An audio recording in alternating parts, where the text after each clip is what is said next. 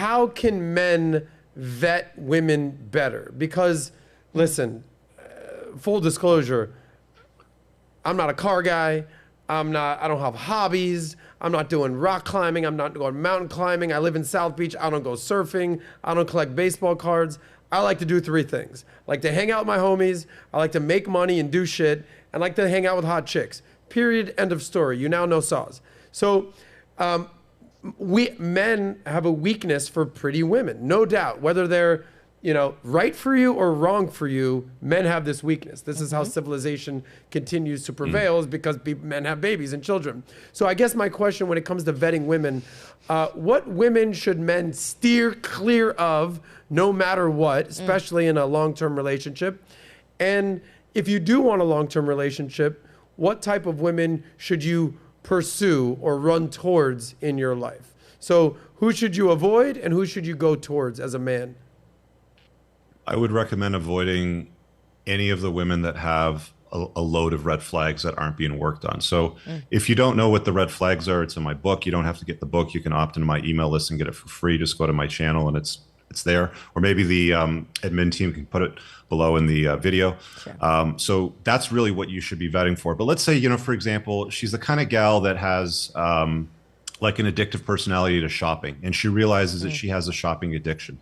She likes going and buying 3 lamps. She brings them home, tries them out beside the bedside table. They don't work out, so she has to return them. And this is what she does with her weekends. Well, if she recognizes that that's a problem and that she has an addictive personality and it takes care of her free time and she's doing something about it, that's good. Okay. It's a red flag that she's identified, but now she's taking ownership for it and she's doing something for it.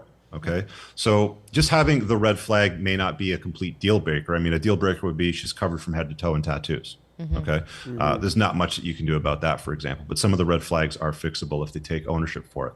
The second part to that was you were saying what kind of women to invite into your life? So like any girls with tattoos, high body counts, addictive personalities, shopaholics, materialistic.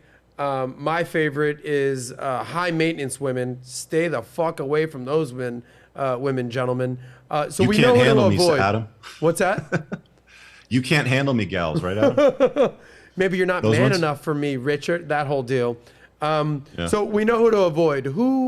What type of women should a man gravitate towards, or at least pull into their gravitational world?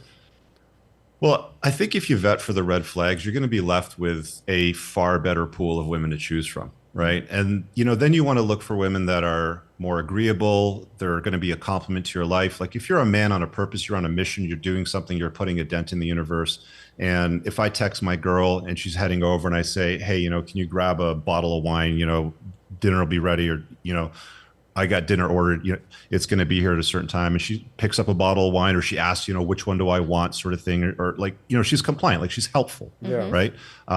She sees that, laundry needs to be done. And she's, oh, okay, let me take care of that. I'll throw the load in the machine and give you a hand, sort of thing. Like women that are useful in your life are a far better choice than women that are like, well, I'm not going to do anything. I don't cook. Okay.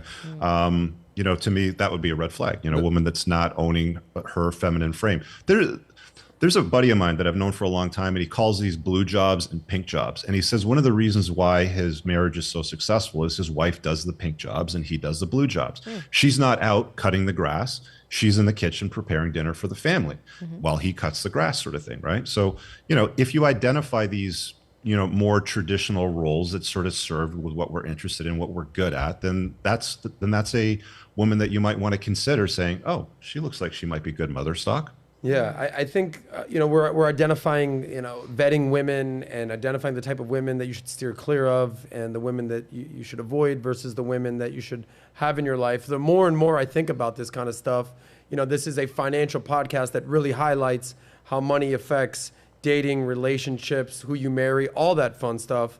The more and more I have these conversations with bright, philosophers like yourself, the more I realize that like the same terminology in money also applies to dating.